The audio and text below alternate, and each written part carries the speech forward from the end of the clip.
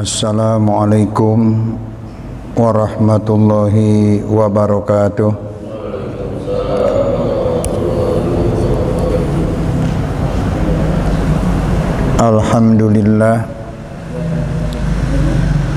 Alhamdulillahilladzi khalaqana minal adami ilal wujud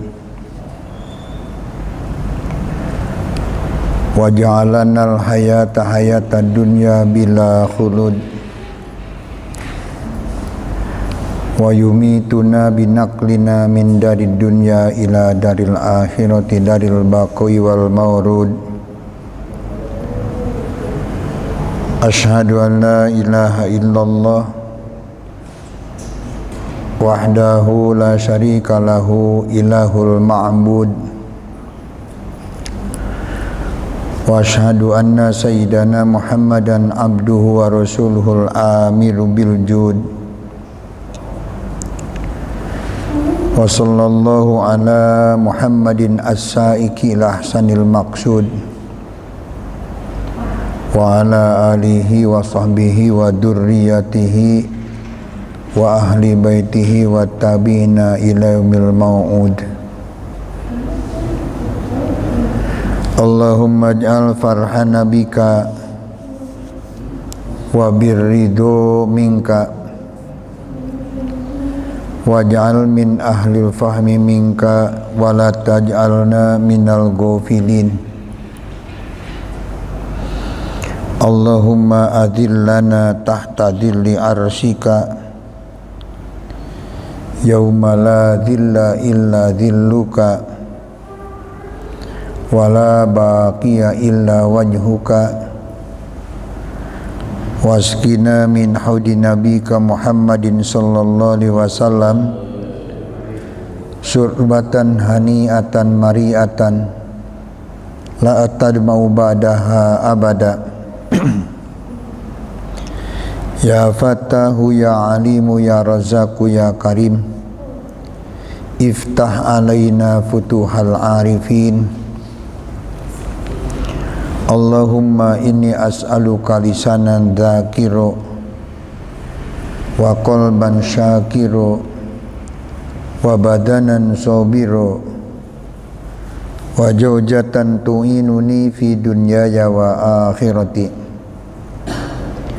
Allahumma ansurna fa innaka khairun nasirin waftah lana fa innaka khairul fatihin waghfir lana fa innaka khairul ghafirin warhamna fa innaka khairur rahimin warzuqna fa innaka khairur raziqin wahdina wa najjina minal qaumidz zalimin wahdina wa najjina minal qaumil kafirin wahdina wa najjina minal qaumil munafikin wahdina wa najjina minal qaumil kadhibin wahdina wa najjina minal qaumil fasikin.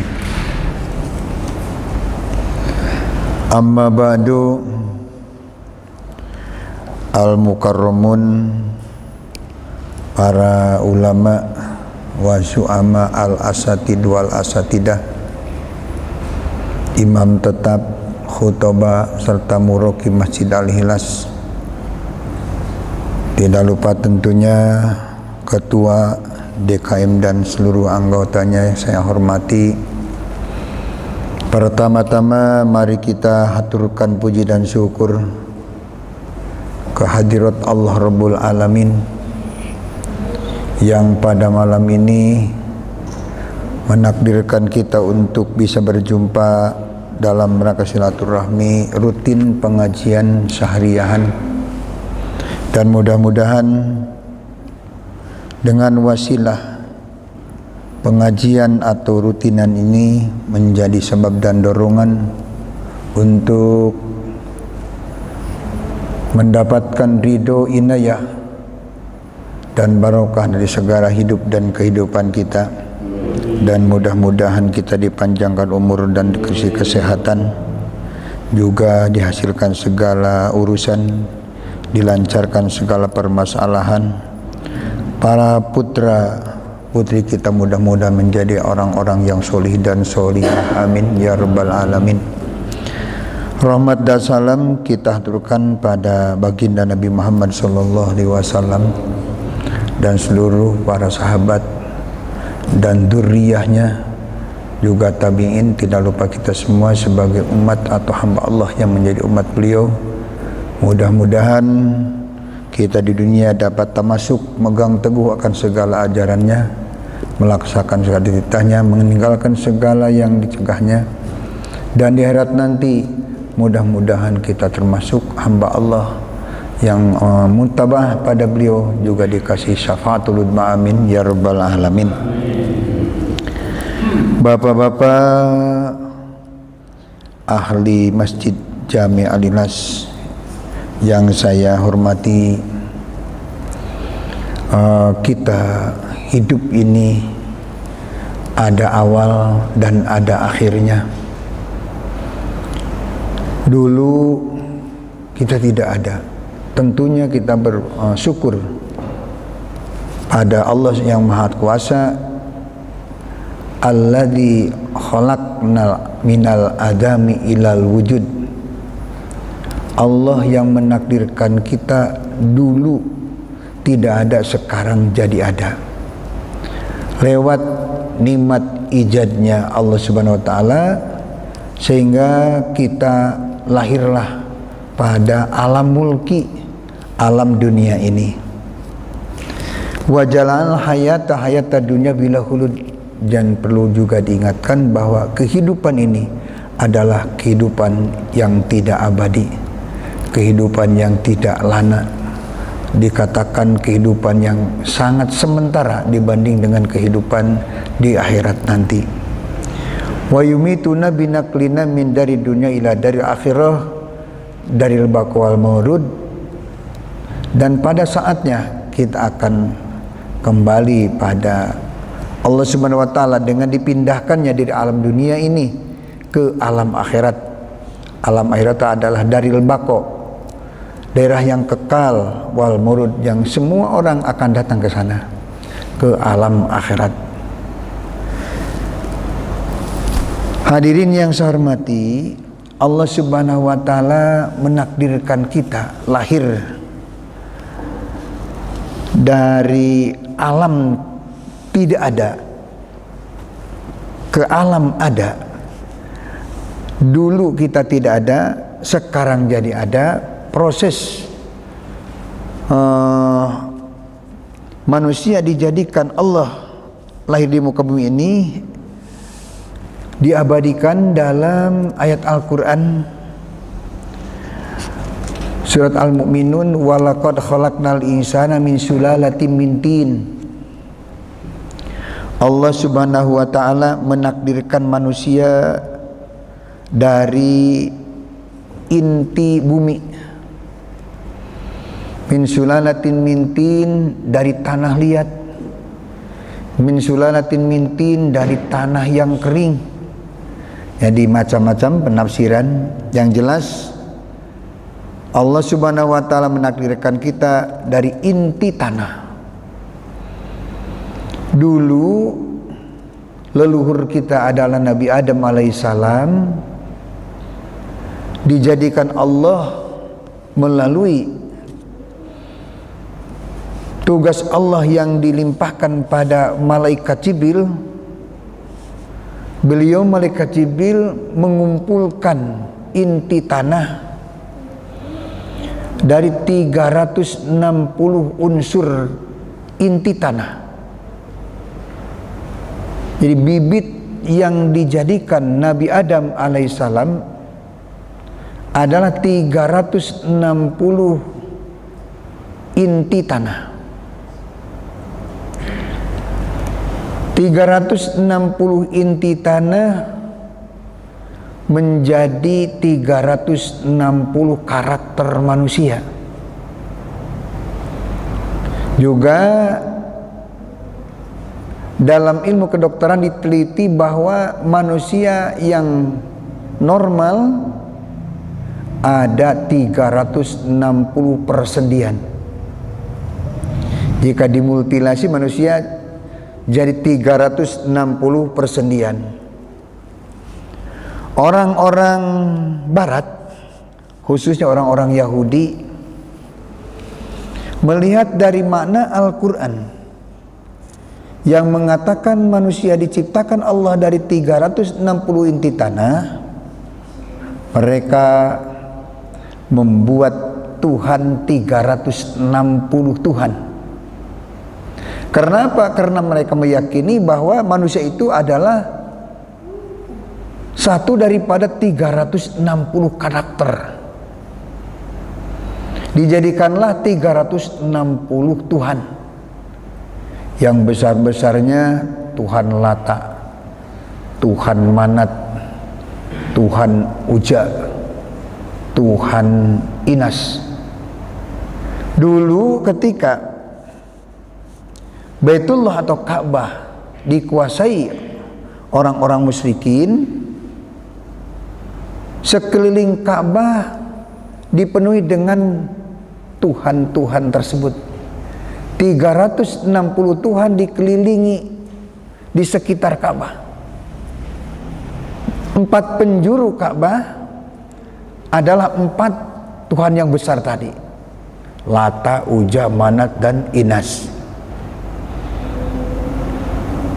Ketika Aram atau Makkah putuh atau merdeka lagi, maka semua Tuhan-Tuhan yang ada di sekitar Ka'bah semua dihancurkan. Ketika Rasulullah memenangkan lagi, memerdekakan lagi Makkah, dikatakan putuh Makkah, maka seluruh arca berhala yang mengelilingi Ka'bah semuanya dihancurkan. Uniknya orang-orang Yahudi mempunyai keyakinan bahwa satu orang manusia itu punya satu orang Tuhan. Satu di antara 360 karakter manusia disesuaikan dengan Tuhan yang ada. Orang ini karakternya begini, inilah Tuhannya. Orang yang ini karakternya begini, ini Tuhannya. Sehingga macam-macam Tuhannya.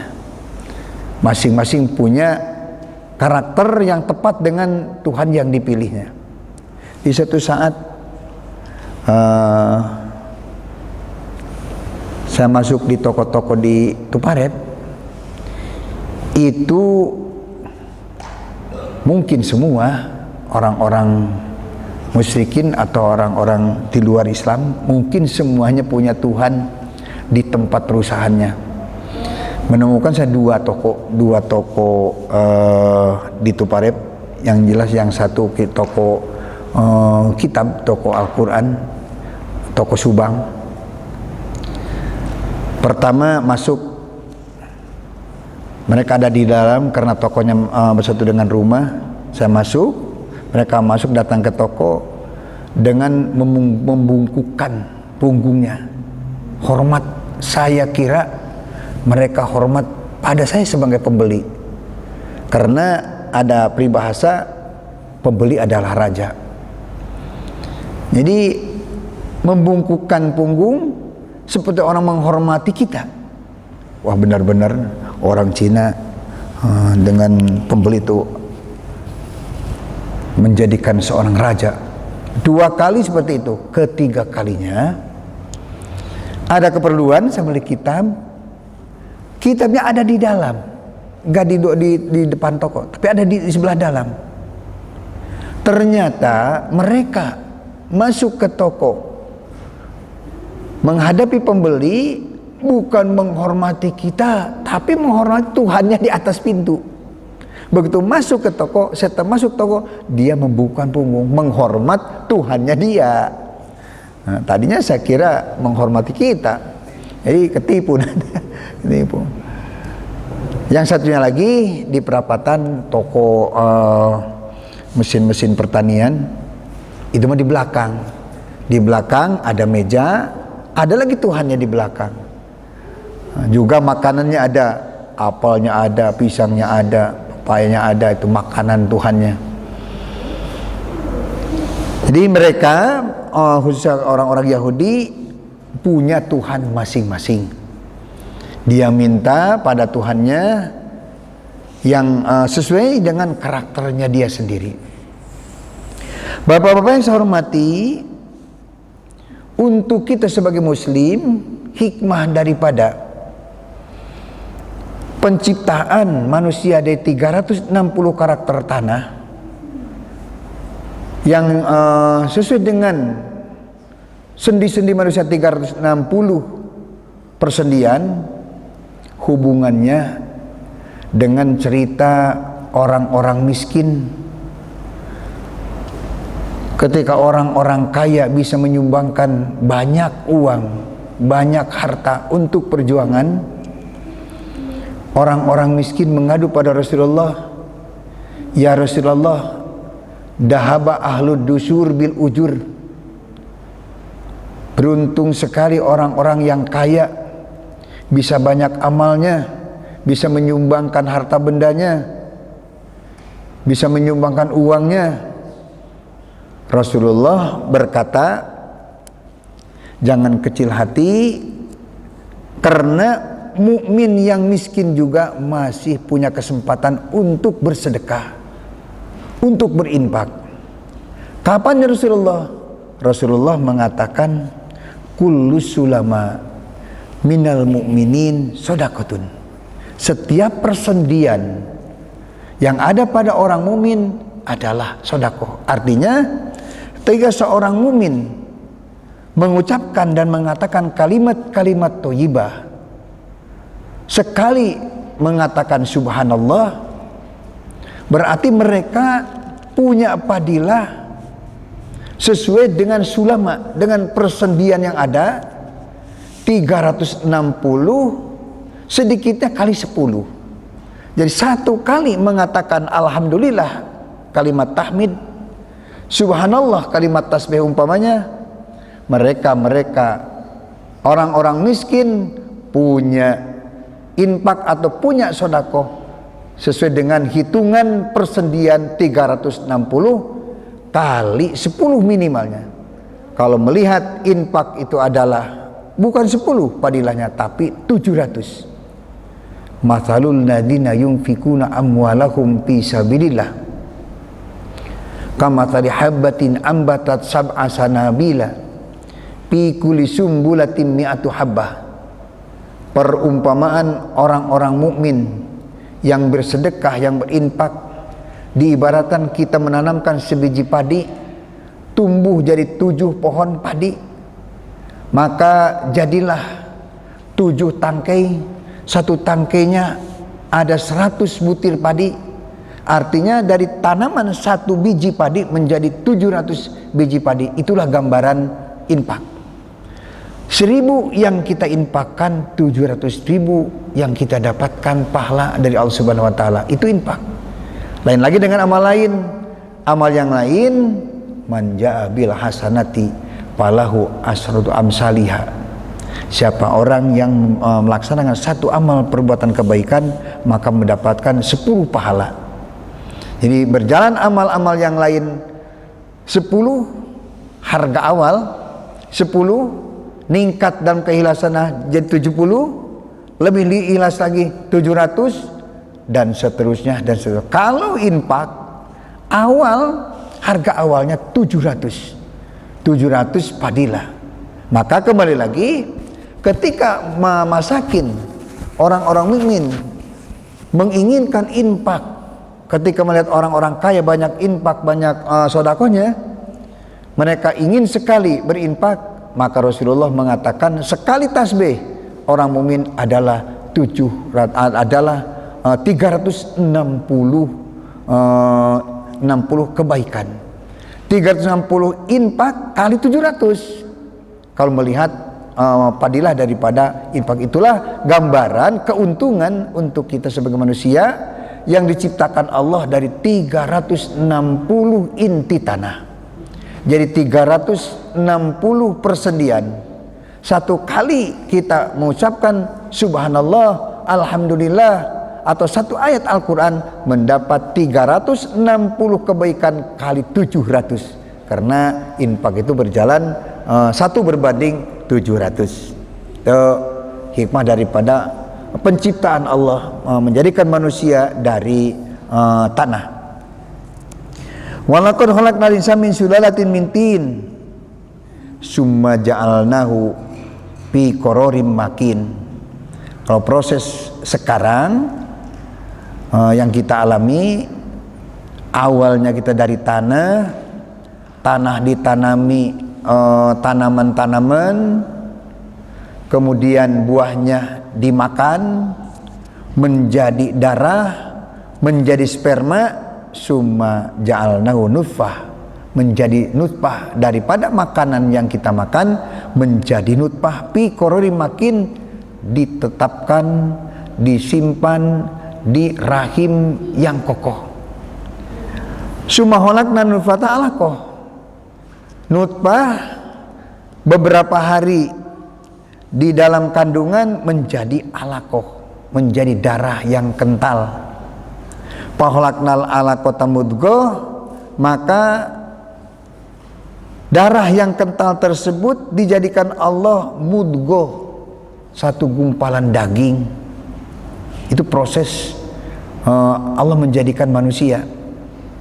Fa khalaqnal mudghata idoman, maka Allah menjadikan di dalam mudghah, dalam gumpalan daging tersebut dijadikan tulang belulang, tulang kakinya, tulang kepalanya, tulang sendi-sendi tangannya dan sebagainya.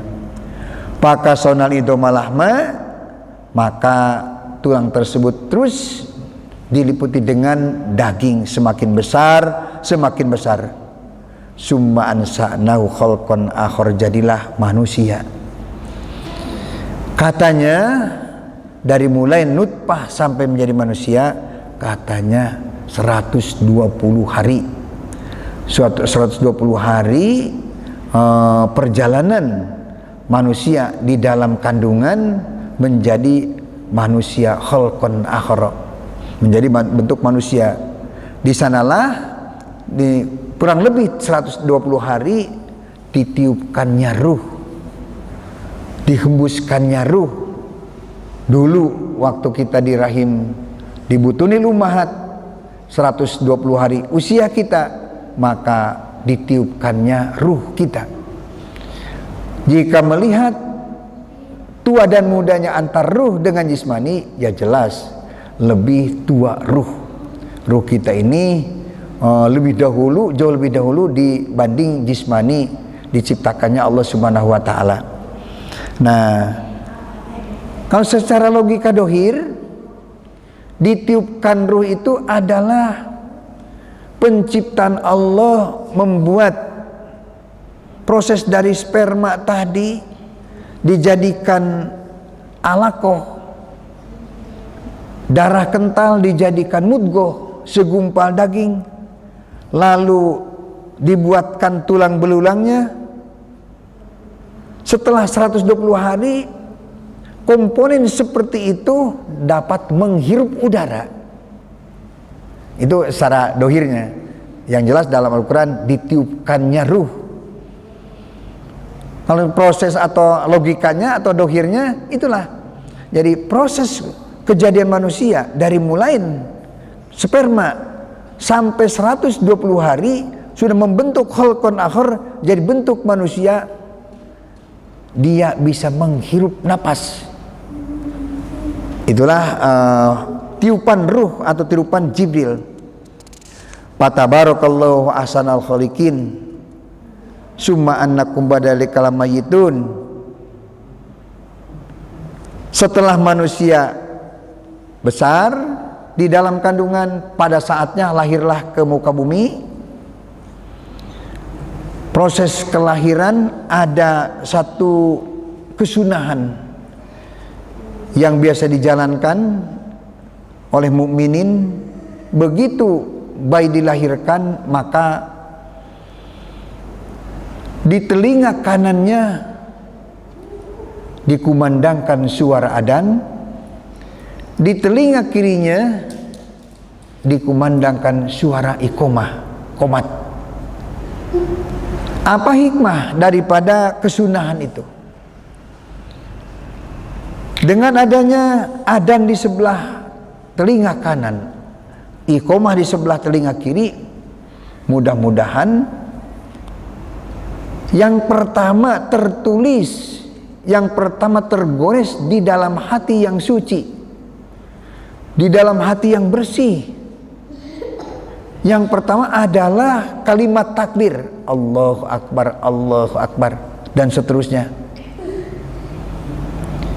Jika saja di dalam hati yang pertama kali terucap, tertulis, tersirat di dalam hati adalah kalimat takbir, mudah-mudahan yang lain tidak menjadi penghuni, tidak menjadi pribumi di dalam hati, karena sudah ada kalimat takbir. Jadi jika di hati seseorang udah ada kalimat takbir menghuni, menguasai wilayah hatinya, yang lain katakanlah bertamu, masuk ke dalam hati, bertamu. Jika tamu kan tidak lama, biasanya tamu 2-3 hari pulang. Itulah harapan adanya disunahkan adzan di sebelah kanan dan iqamah di sebelah kiri. Mudah-mudahan dengan adanya goresan kalimat takbir di hati yang suci, begitu datang yang lain, urusan duniawi, urusan hal-hal lain, materi dan sebagainya, tidak terlalu lama adanya di dalam hati, karena udah ada pribumi kalimat thayyibah atau kalimat takbir. Jadi proses kelahiran disunahkan diadankan di sebelah kanan dan iqamah di sebelah kiri. Sumainakum ba'da dzalika maitun, setelah manusia hidup, dari mulai dilahirkan terus besar, akhirnya meninggal dunia. Karena seluruh manusia yang bernapas semua akan meninggal dunia. Kullu nafsin dha'iqatul maut. Seluruh yang bernapas akan merasakan adanya kematian. Summa innakum yaumal qiyamati tub'atsun, setelah ada di dalam barzah, ada di alam barzah sekian lama, untuk yang hidupnya zaman dahulu lebih lama lagi adanya di alam barzah. Sumainakum yaumil qiyamati, ketika hari kiamat, tub'atsuna, akan dibangkitkan semua dari alam kubur. Tiupan Israfil, kebangkitan dari alam kubur menjadi satu tanda apakah kita ini menjadi orang yang bahagia, yang selamat, atau menjadi orang yang celaka. Ketika ba'as, bangkit dari alam kubur, kita masih utuh sebagai manusia, masih wajah kita manusia, pribadi manusia, insya Allah kehidupan seterusnya adalah kehidupan yang bahagia. Tapi sebaliknya ketika kita ba'as dari alam kubur, bangkit dalam kubur, telah menjadi makhluk lain, telah menjadi hewan-hewan, telah berupa ular, berupa kucing, berupa anjing, berupa babi, pokoknya di sanalah menandakan bahwa kita manusia cilaka. Walaupun umpamanya nanti akhirnya diangkat dari neraka dimasukkan surga, tapi akan mendapatkan siksa dulu di neraka Allah Subhanahu wa taala. Jadi ketika ba'as menjadi tanda jelas, tanda nyata bahwa kita selamat atau tidak. Kalau bisa mempertahankan wajah manusia waktu hidup manusia, di alam kubur manusia, ba'as dari alam kubur masih manusia, insya Allah kita menjadi orang yang bahagia, orang yang masuk surga tanpa hisaban, tanpa diproses, tanpa direndam dulu di api neraka, tanpa dibakar dulu di api neraka. Tapi kalau kita ba'as dari alam kubur udah menjadi sehewan, maka jadi wajah-wajah hewan, maka itulah gambaran kita sebagai manusia yang akan mengalami siksa. Tidak tahu selamanya siksa. Kalau kematian kita ada memang musyrik atau kufur, maka selamanya di neraka. Kalau memang iman tapi terlalu banyak kesalahan, masuk neraka dulu. Kapan-kapan diangkat dari neraka, dimasukkan surganya Allah Subhanahu wa taala. Itulah proses kejadian manusia dari mulai hidup sampai meninggal dunia. Tak begitu udah banget dalam kubur, wa kullu insanin aljamnahu ta'irahu. Ba'as dari alam kubur, bangkit dalam kubur, semua manusia dikalungkannya catatan amal.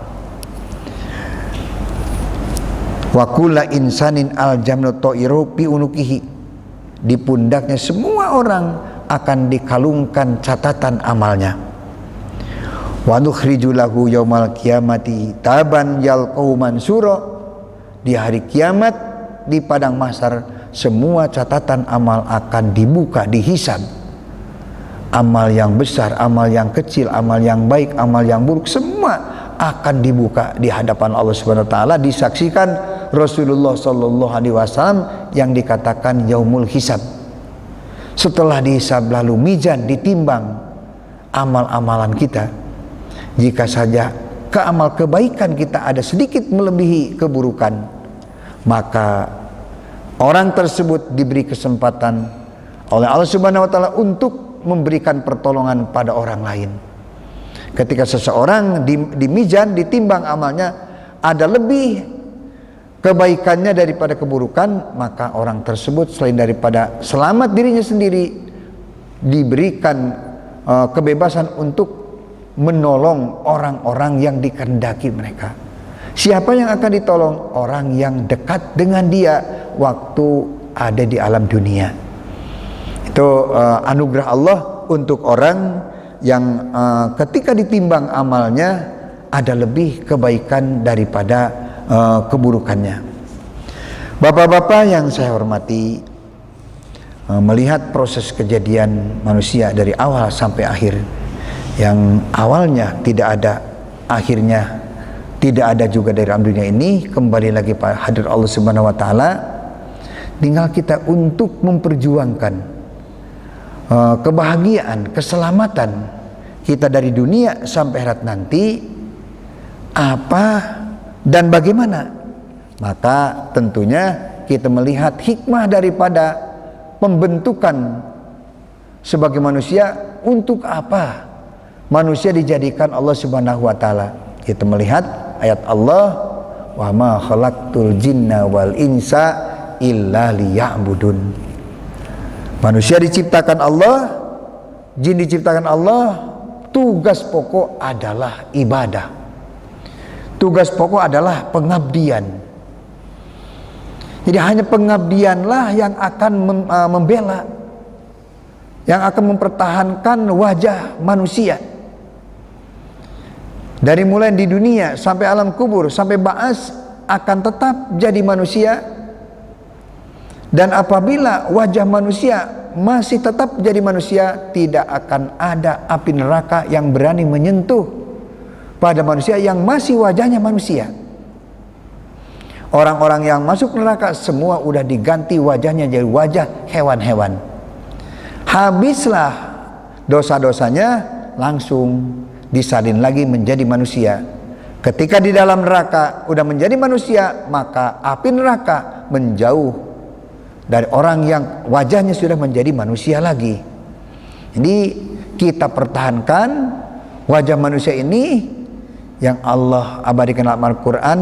Walaqad karramna bani Adama. Allah memuliakan manusia, memuliakan Bani Adam, diangkat jauh lebih mulia daripada makhluk-makhluk lain, sehingga dibandingkan dengan malaikat sekalipun masih hebat manusia. Hanya orang yang jahat, orang yang dolim lebih hina daripada seluruh manusia yang hina, seluruh makhluk yang hina. Manusia yang jahat, manusia yang dolim lebih hina daripada makhluk yang paling hina. Manusia yang mulia lebih mulia daripada makhluk yang mulia, sehingga dibanding dengan malaikat pun manusia masih ada derajatnya, derajat di atas malaikat. Bapak-bapak yang saya hormati, ayat yang tadi wa ma khalaqtul jinna wal insa illa liya'budun, ibadah adalah tugas pokok. Dulu pernah saya katakan, digambarkan semisal HP. Tugas atau kemanfaatan pokok HP adalah untuk komunikasi jarak jauh, menelpon atau SMS dan sebagainya. Padahal di dalam HP, apalagi HP-HP yang sekarang, banyak sekali isinya. Membuka apapun kejadian di alam dunia ini, maka akan bisa dibuka di dalam HP. Tapi tugas pokok adalah bisa komunikasi menggunakan handphone. Banyak isi kandungannya, banyak channel-channel yang bisa dibuka, tapi HP tersebut tidak bisa dipakai handphone. Itu HP error namanya, HP jadul namanya, HP rusak namanya. Artinya manusia ketika datang tugas Allah, ya'budun, ibadah, tapi hal-hal lain terus dikerjakan sehingga meninggalkan tugas pokok ibadah, itu manusia error namanya. Datang waktunya ibadah, diumandangkan suara adzan, tanda-tanda peribadatan dimulain, tetap saja melakukan hal-hal yang mengganggu, menghalangi ibadah, itu manusia error, manusia bermasalah namanya. Nah, ibadah pengabdian itu terbagi 3. Ada pengabdian yang disebut ibadah, ada pengabdian yang disebut ubudiyah, ada pengabdian yang disebut ubudah atau abudah. Pengabdian ibadah, mengabdi menggunakan ilmu fikih. Buat apa? Kegunaan ilmu fikih li islahid dhawahir, untuk membereskan, mengatur tata cara ibadah dohir. Katakanlah sholat di zaman Rasulullah sering dijadikan contoh ibadah, itu adalah sholat. Sehingga para sahabat bertanya pada Rasulullah, ya Rasulullah, ibadah kan banyak macamnya ibadah, tapi sering kali Rasulullah mengatakan ibadah contohnya sholat. Kenapa ya Rasulullah? Rasul menjawab, karena sholat itu adalah barometer atau tolok ukur untuk ibadah lain. Ketika seseorang ibadah sholatnya udah benar, maka insya Allah ibadah baca Qur'annya, ibadah wiridnya, ibadah sholatnya, ibadah infak dan lain sebagainya akan benar. Tapi ketika seseorang ibadah sholatnya masih kurang bagus, atau apalagi salah, atau ibadah sholatnya ditinggalkan, maka ibadah lain juga akan rusak. Maka sholat itu sering dicontohkan Rasulullah sebagai contoh ibadah, karena sholat itu adalah tolok ukur atau barometer untuk ibadah lain. Ini ibadah, pengabdian ibadah menggunakan ilmu fikih li islahid dhawahir. Kalau sholat umpamanya istilah dhawahir, rukunya, sujudnya, bacaannya, cara baca tahiyatnya, cara baca fatihahnya, itu urusannya ilmu fikih. Orang yang melaksanakan pengabdian menggunakan ilmu fikih namanya, atau disebut abid namanya. Kelompoknya yang menjalankan sholat dengan ilmu fikih itu abidin namanya. Orangnya abid, kelompoknya disebut abidin. Kalau kita melihat nilai atau hikmahnya, sholat yang menggunakan fikih itu punya nilai sah. Ibadah kita baru menggunakan ilmu fikih, jangan dulu berpikir tentang fadilah, tentang ganjaran. Itu belum saatnya. Kalau kita melakukan ibadah fikih, ibadah sholat hanya menggunakan ilmu fikih, jangan dulu berpikir tentang pahala. Bukan waktunya, belum saatnya. Tidak level ibadah fikih menceritakan fadilah. Yang sasaran ilmu fikih li islahid dhawahir, untuk membereskan ibadah dohir, nilainya sah, ibadah kita sah. Terus daya dorong untuk melaksanakan, semangat melaksanakan ibadah dohir, ada satu bentuk cahaya di dalam jiwa kita yang dinamakan su'aul basiroh namanya.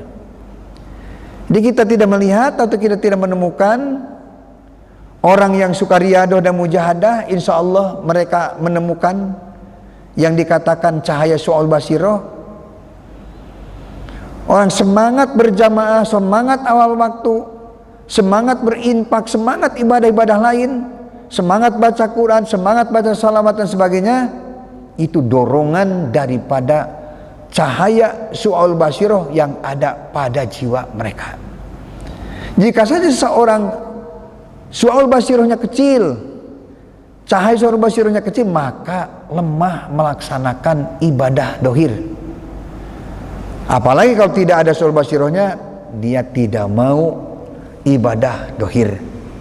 Walaupun dipaksakan orang untuk melaksanakan ibadah, tidak bisa melaksanakan karena tidak ada daya dorong di dalam jiwanya, tidak ada su'ul basirah namanya.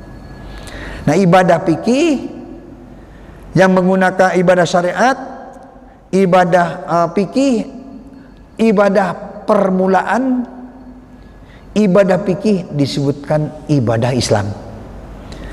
Ibadah menggunakan ilmu fikih disebut ibadah syariat atau ibadah Islam atau pengabdian permulaan atau disebut pengabdian yang paling dasar, itu ibadah fikih. Selanjutnya pengabdian kita selain daripada ibadah ningkat, dari ibadah ningkat pengabdian kita jadi ubudiyah.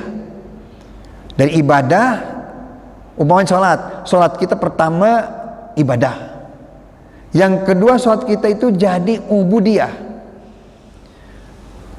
Ubudiyah menggunakan ibadah, menggunakan ilmu suluk tasawuf. Kalau tadi ibadah menggunakan ilmu fikih, kalau ubudiyah menggunakan ilmu fikih ditambah dengan ilmu suluk tasawuf.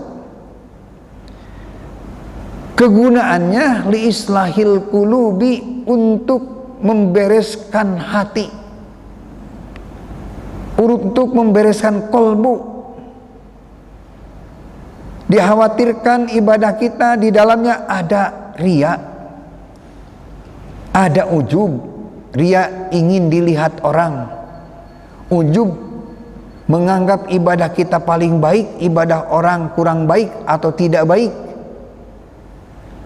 Sum'at, ibadah ingin didengar orang. Syuhroh, ibadah ingin dimasyhurkan sebagai orang rajin ibadah. Hubul jah, orang yang gemar dimanja-manja. Hubur riyasah, orang yang gemar tentang kedudukan dan kepangkatan. Tulul amal, hubud dunia dan sebagainya. Itulah yang akan dibersihkan, disterilkan dengan ilmu suluk tasawuf. Jika seseorang melaksanakan ibadah fikih tidak dibarengi dengan ilmu suluk tasawuf, maka sholatnya tidak berpikir tentang khusyuk, sholatnya tidak berpikir tentang tadarru, tentang haya malu dengan Allah, inkisarul qalbi, hebat, tidak ada di dalam hatinya. Nah, untuk apa? Kalau tadi ibadah fikih nilainya menjadi sah, maka ibadah fikih setelah dibarengi dengan ilmu tasawuf yang sasarannya untuk membersihkan, membereskan hati, maka nilainya menjadi makbul ibadahnya. Ibadahnya diterima. Kalau tadi ibadah fikih sah, kalau ibadah tasawuf jadi makbul. Orangnya yang rajin atau semangat berpikir tentang khusyuk di dalam ibadah, tadarrur di dalam ibadah. Karena jika ibadah kita tidak khusyuk kan tidak ada penerimaan. Hanya orang khusyuklah, orang tadarrur, orang haya, yang orang-orang yang hebat ketika sholat, yang ibadahnya akan diterima. Orangnya yang meneliti ibadah dengan ilmu tasawuf disebut jahid. Kelompoknya jahidin. Cahaya yang mendorong akan ilmu tasawuf tersebut, khusyuk ibadah yang mendorongnya adalah ainul basiroh. Kalau tadi yang mendorong semangat ibadah dohir, su'aul basiroh namanya, yang mendorong pramotor untuk semangat meneliti sampai khusyuk dan tadarrus dan lain sebagainya, namanya cahaya ainul basiroh namanya. Besar su'ul basirohnya, semangat ibadah dohirnya, semangat berjamaahnya. Karena kecil ainul basirohnya, maka sholatnya tidak khusyuk, tidak tadarrus. Jangankan khusyuk, berpikir saja tidak untuk khusyuk. Cukup sholat dohir saja karena ilmunya ilmu fikih. Nah, kalau sudah dibarengi dengan ilmu tasawuf itu, maka pengabdian kita menjadi punya nilai makbul.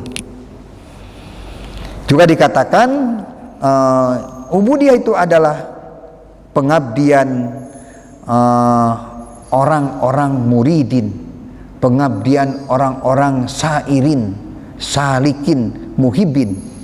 Selain daripada jahidin tadi, namanya orang yang sholatnya, ibadahnya telah berpikir tentang khusyuk dan sebagainya, itu adalah muridin, salikin, sairin atau jahidin namanya. Jadi jika telah dibarengi dengan ilmu suluk, maka ibadah kita menjadi makbul. Dan juga disebut ibadah thariqat namanya, ibadah pertengahan, ibadah thariqat. Selanjutnya pengabdian kita ibadah ubudah atau abudah. Kalau ubudah pengabdian yang menggunakan ilmu tauhid tahakkuk, ilmu tauhid hakikat. Selain daripada ilmu tauhid am yang mempelajari aqaidah khamsin, dari mulai hitungan sampai dalil-dalilnya, sampai ta'aluk-ta'aluknya, ta'aluk tanjiji kodim, ta'aluk suluhi kodim, ta'aluk qobdoh dan lain sebagainya. Maka orang tersebut mempelajari tauhid khos, tauhid hakikat. Buat apa? Ilmu tauhid di dalam ibadah li islahi sirri, untuk membereskan sir dalam rangka menghadapkan diri pada Allah Subhanahu wa taala. Karena sangat penting menghadap Allah. Ibadah kita jika tidak menghadap Allah artinya ibadah tanpa hakikat. Pengabdian syariat tanpa hakikat.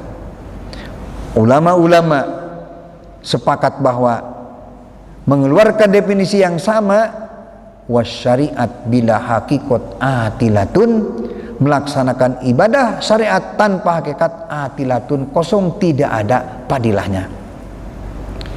Itu pun kosong jika ibadah tidak menghadap Allah, ibadah tidak wusul, ibadah tidak tajalli, kalau tidak ada sifat madmumah tadi. Tapi apabila hati kosong tidak menghadap Allah, kemudian muncul ada sifat madmumah tadi, ada riya, ada ujub, ada sum'at, hudbul jahbur, riasan dan sebagainya, bukan hanya kosong, masuk ke wilayah, kata para ulama, wassalatul lati la tahduru bihal qalbu ilal ukubati asra'u. Salat yang hatinya tidak hadir pada Allah Subhanahu wa taala, maka salat tersebut adalah salat yang mengundang siksa Allah taala. Dikuatkan dengan ayat Allah dalam Al-Quran surat Al-Ma'un, fawainun lil musallin alladzina hum an salatihim sahun. Mana pertama, mana dohir, wel neraka atau wel siksa Allah, lil musallin untuk orang yang sholat, orang yang biasa mengerjakan sholat, atau yang biasa sholat. Siapa? Muslim, tapi sawana sholatim, sekali-kali meninggalkan sholatnya. Mana satu? Mana pertama? Mana kedua? Pawainun lil musallin, wel untuk orang yang sholat, alladzina sahuna an sholatim, orang yang ketika sholat mereka melupakan Allah. Sahun, gopla, ketika sholatnya tidak hudurul qalbi, tidak musyahadah, tidak tajalli pada Allah Subhanahu wa taala. Maka ulama tadi mengatakan wasolatul lati la tahdur fil qalbu ilal ukubati asro. Itulah pentingnya salat dengan ilmu hakikat untuk meluruskan akidah, untuk meluruskan penghadapan diri kita pada Allah Subhanahu wa taala. Diusahakan dari awal takbiratul ihram sampai salam, diusahakan untuk tidak bergeser kemanapun, terus menghadap Allah Subhanahu wa taala. Tidak pun bisa istiqomah, pertama dibuatkan sering saja, itu udah luar biasa. Dari awal takbiratul ihram umpamanya ada sedikit-sedikit lupa, maklum kita masih belajar umpamanya.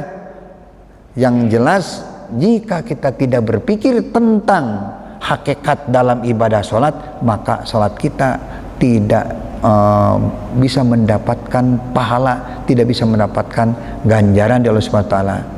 Orang yang sholatnya menggunakan ilmu hakikat disebut namanya arif. Kelompok orang yang melaksanakan ibadah sholat dengan ilmu tauhid, dengan ilmu hakikat, kelompoknya arifin namanya. Itu disebut sholat ihsan.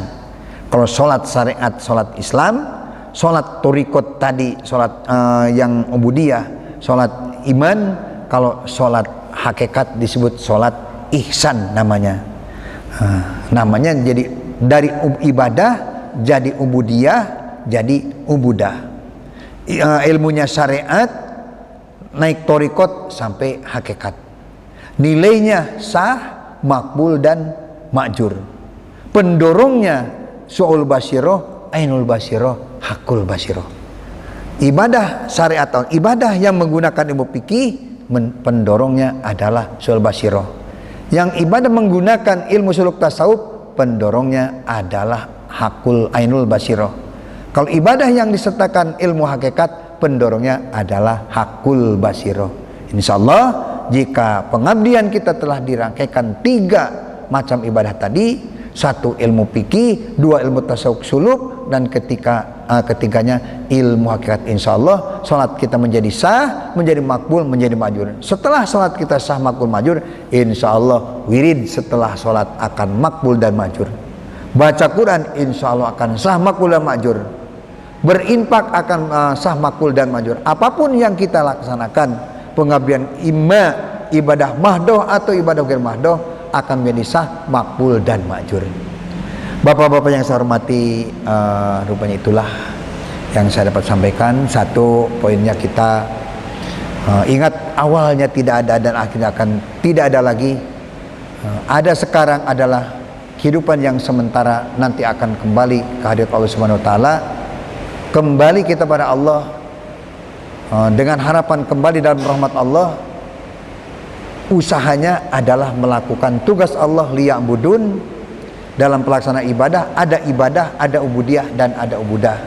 Ibadah punya nilai sah, ubudiyah punya nilai makbul, ubudah punya nilai ma'jur. Mudah-mudahan kita menjadi hamba-hamba Allah yang bisa selamatkan Allah dari dunia sampai akhirat, dan juga pengabdian kita bisa pengabdian ibadah, dilanjutkan dengan pengabdian ubudiyah, dan ditingkatkan menjadi pengabdian ubudah. Amin ya rabbal alamin.